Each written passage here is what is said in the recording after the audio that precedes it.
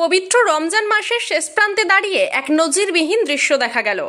আউশগ্রাম বিধানসভার অন্তর্গত আউশগ্রাম ২ নম্বর ব্লক তৃণমূল কংগ্রেসের সভাপতি শেখ আব্দুল লালন এবং বর্ধমান জেলার যুব আইকন শেখ আফজাল রহমান ওরফে সঞ্জু শেখ তাদের পারিবারিক মঙ্গল কামনার্থে, শারীরিক সুস্থতা এবং দীর্ঘায়ু কামনার্থে আজ মা তারার কাছে পুজো দিলেন।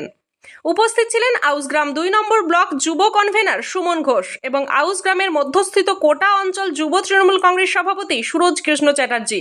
এছাড়াও ওনাদের সাথে ছিলেন প্রচুর যুব সমর্থক। বীরভূম থেকে তাপস কুমার গুইয়ের রিপোর্ট, সোজা কথা নিউজ, পূর্ব বর্ধমান। কি উপলক্ষে মা তারা দর্শনে এসেছেন?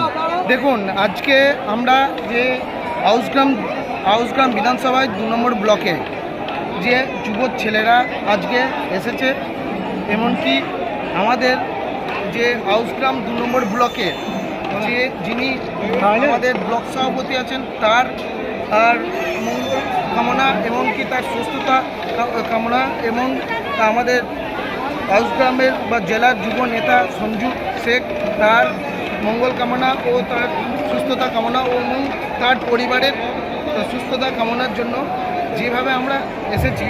যেমন আজ এখন রমজান মাস চলছে, আমাদের আউশগ্রাম ২ নম্বর ব্লক পক্ষ থেকে যেমন মুসলিম ভাইরা আজ রমজান মাসে রোজা রেখে তার সুস্থতা কামনা করছে, সেরকমভাবে আমাদের যে হিন্দু যুব ছেলেরা আছে, যেমন কোটা অঞ্চলের যুব সভাপতি আছে, যেমন এরাল অঞ্চলের যুব সভাপতি আছে, এবং ঐক্যবদ্ধভাবে আমরা হিন্দু ভাইরাও আজকে ব্লক সভাপতি এবং যুব নেতা আমাদের যুব নেতা যিনি আমাদের ওনার পদ থেকে যিনি আমার যুব সংগঠনকে এমনকি যুব নেতৃত্ব ওনার সংগঠনকে এগিয়ে নিয়ে যেতে পেরেছি, তার পরিবার এবং তার সুস্থতা এবং পরিবারের সুস্থতা কামনা করছি।